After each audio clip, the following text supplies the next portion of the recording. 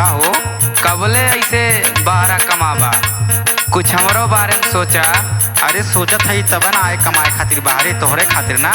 हमार बात सुना सुनावा। सैया रहबा बंगालोर कैसे हो बैला कोर तोहरे अम्मा मांगा हमसे लाला नवाना।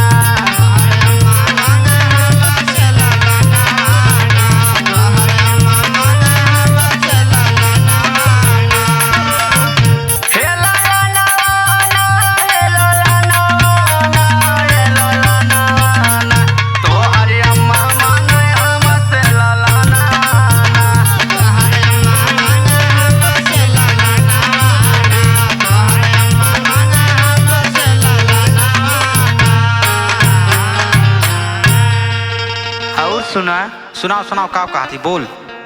हरे जैसे जरूरी बाटे जोनहरी पे खुआ आ बहिनी तो हर कहे बनबू कहिया बुआ।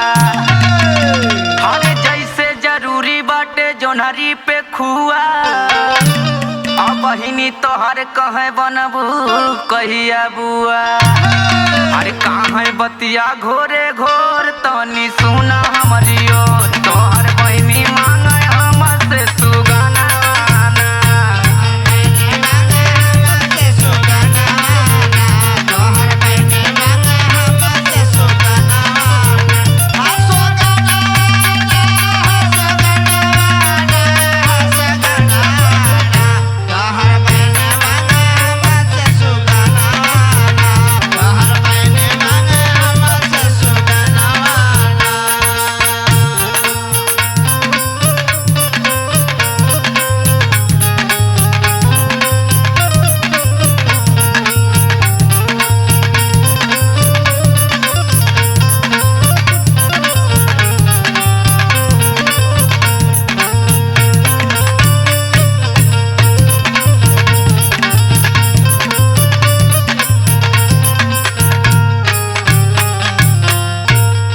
और सुना सुनता था ही बोल।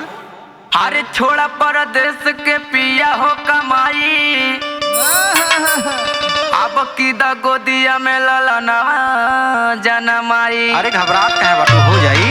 अरे की छोड़ा परदेश के पिया हो कमाई अरे अब की द गोदिया में ललना जनमाई। अच्छा ठीक बा जल्दी तो सरदा पूरा दे। चर्चा भयबा चारू ओर कहिया होई घर में शोर। चर्चा भयबा चारू ओर कहिया होई घर में शोर तोहर बाबू लइके आए मुना गुनाना।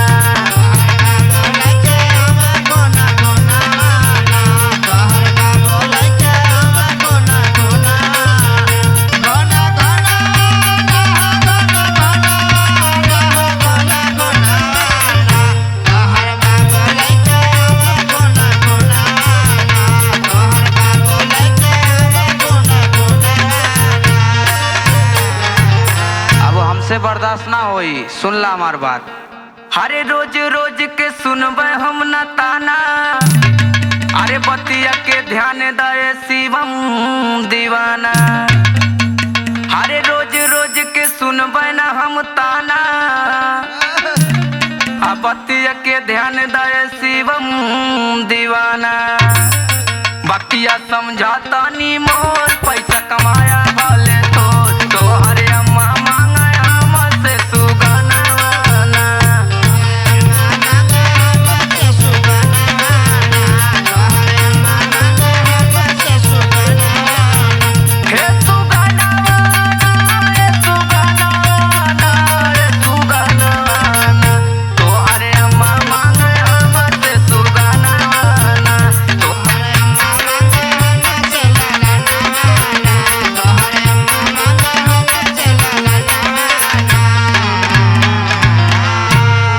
चल जल्दी आवत है घरे।